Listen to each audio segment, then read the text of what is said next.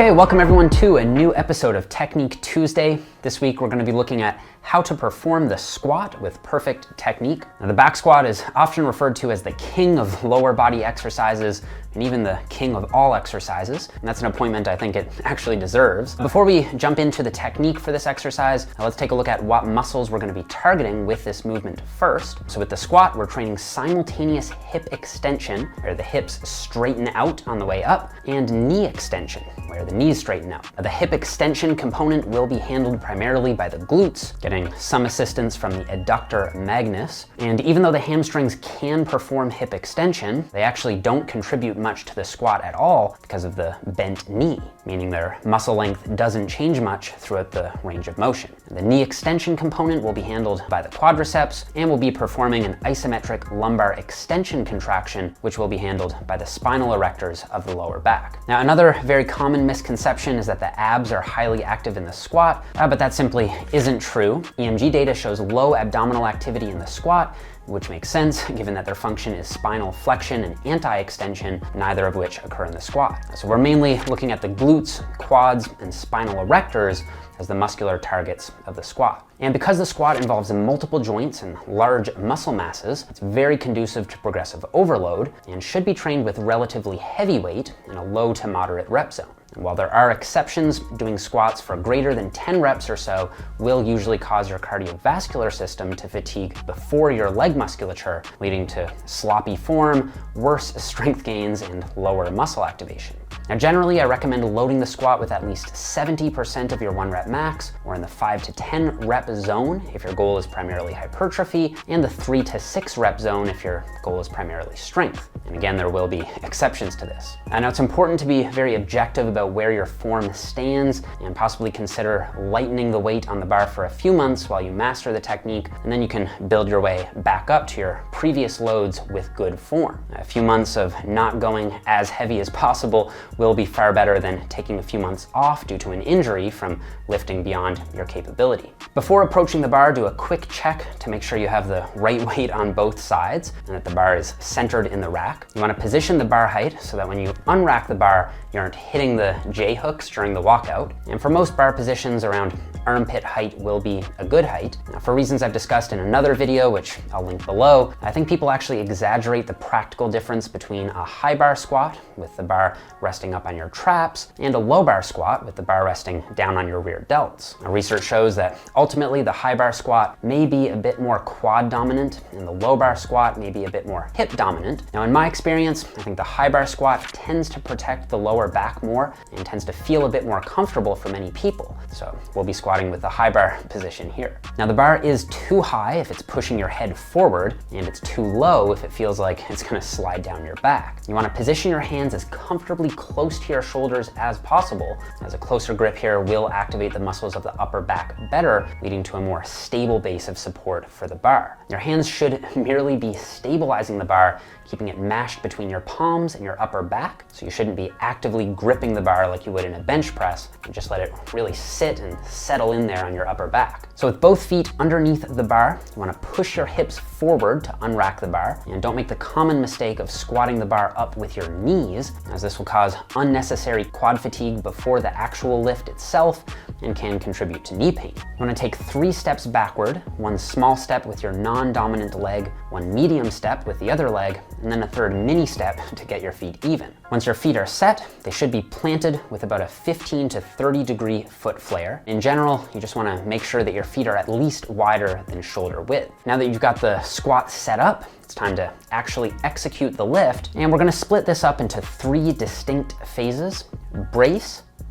descend, and lift.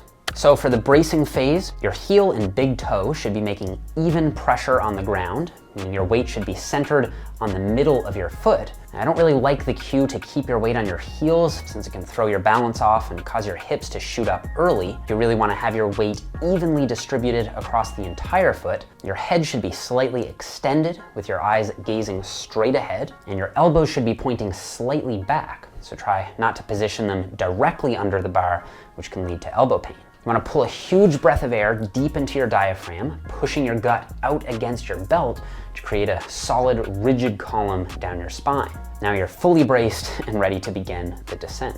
Now for the high bar position, you want to break at the hips and the knees at the same time. So just looking at the knees first here, you want to push your knees forward and slightly out so that they track in the same direction as your toes, while at the same time sitting your hips straight down. You should be pushing through your heel, big toe, and pinky toe throughout the eccentric, keeping an even weight distribution through your feet. And when viewed from the side, the bar path should be a perfectly straight line, moving straight down, centered directly over the middle of the foot. You want to lower the bar under control, actively driving your upper back into the bar, and not allowing your chest to fall forward. You don't want to descend excessively slowly to the point where you start to lose gas too early. And generally, you only want about a 1 second negative on the squat. Now, when it comes to squat depth, I recommend at least squatting parallel to the ground as a minimum standard for hypertrophy and general strength. However, for regulation technique, you technically do need to get the hip crease below the knee joint, meaning you will have to go below parallel. And I think most people should be able to squat to this depth when using a high bar position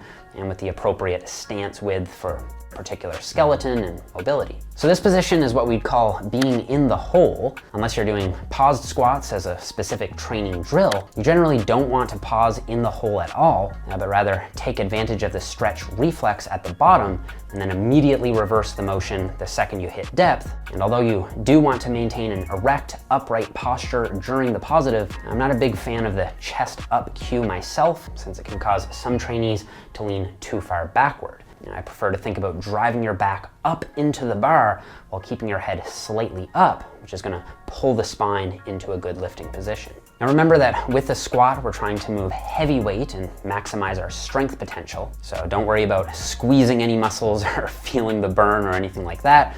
You want to explode out of the hole as if you were trying to jump through the ceiling. Now I personally keep my breath held until about 2/3 of the way up, at which point I exhale. And once I'm back up to the top, I'll begin the bracing phase again, take another deep breath in, and then repeat for however many reps my program calls for. Now, because there are so many errors with the squat, I may have to just do another video on just the mistakes alone. I did actually do one myth bust video explaining why you should actually let your knees come forward past the toes and why the cue to keep your knees behind the toes can actually be harmful to the lower back, and I'll link that in the description below. Now, but other than that, I would say one really common error that I see is knee valgus, or having the knees cave in, either on the negative or the positive. This usually stems from lack of proper hip external rotation. So you want to make sure your feet are adequately flared out, which will help. And then you want to actively think about driving your knees out in the direction of your toes, but not excessively beyond the direction of your toes. And simply placing a mini band or hip circle around your knees can help to cue for this and strengthen the hip abductors. And wearing a heeled squat shoe can also help here, since foot pronation, or losing your arch, is a known contributor to knee valgus. The other two common errors usually come as a 2-for-1 deal here, going too heavy and not going deep enough, because the squat, unlike say the deadlift, starts with the eccentric phase. So it's so much easier to cheat by loading up the bar with more weight than you can handle and then only going half the way down. Whereas on the deadlift, if you can't lift the weight, then it just stays where it is on the ground. So it's a little bit harder to cheat on that one. Now you also want to be careful with butt wink or lower back rounding here. And if your back is excessively rounding on the squat, you may want to start cutting your depth a bit shorter, or just modify your stance width, either more or less wide. But I think that some degree of butt wink is basically an inevitability for many lifters and isn't a cause for too much concern, especially if it's mild and isn't causing any pain or discomfort. Foam rolling and dynamic stretching before squatting will also increase joint range of motion acutely and may help reduce butt wink as you hit depth. So if you can't squat due to injury, which I think really is the only reason you shouldn't be squatting, the first thing I'd recommend is some kind of machine or hack squat, or even a Smith machine squat if you find that to be more comfortable. Lunges are great as well, but won't have that same overloading potential as the squat will. And as a last resort, I'd say a leg press plus a lower back extension captures a decent amount of what the squat is training. Okay, so that is all that I have for the squat.